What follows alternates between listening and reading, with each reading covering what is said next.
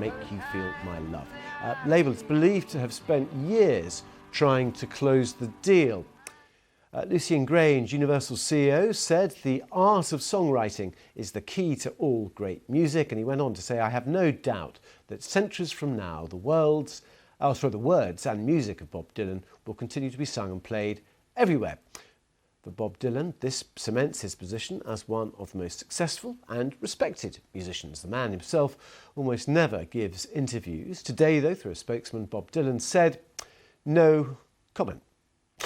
So let's find out more about this with Dan Runcie, a music industry journalist whose website Trapital analyses these new mega money publishing deals. Good to have you on. Why now? First off, thanks for having me.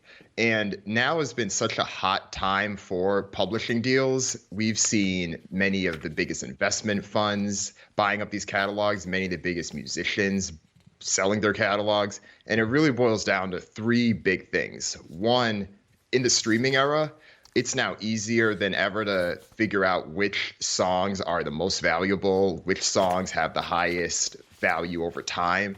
And Bob Dylan has one of the most historic catalogs that can redeem its value and make up that value time and time again.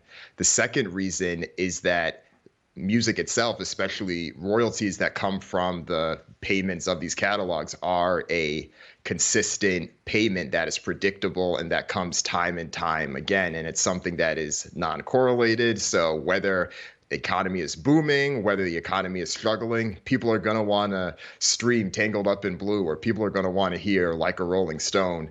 And the third reason is because it's a hot market right now to be able to sell these catalogs, given the interest rates. It's a very attractive time to borrow money, which means that a company like a Universal or some of these new investment funds that have been coming up can get 9 figures worth of money to be able to pay someone like Bob Dylan for all of the money and for all of the music that he's put out in his career up to now. The thing is that Dylan's known, isn't he, for his sharp business acumen already. I mean, he's got his clothes, he does advertisements, he's got his whiskey as well.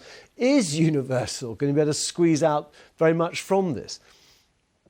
They will. And the reason is because that 300, or it's been estimated that Bob Dylan sold his catalog for around $300 to $400 million. That's effectively a lump sum payment for that expected value of what's going to come from the publishing money. So if you think about how often his music is streamed, how often it's featured in movies, I mean, it's always been a feature in Breaking Bad and Better Call Saul, just to name a few. It's everywhere, and that's not going to change anytime soon. There's a generation that grew up with him, and them being able to hear that over time, and the people that are going to want to hear it, there's going to be value in that. So while Dylan got his lump sum payment, Universal Music Publishing Group will get the payment for that consistently from here on out. Okay, it'll be fascinating to see what happens over the next few months and years. Dan Runcie, really good to have you on the programme. Thanks very much indeed for joining us here on BBC News. Thank you.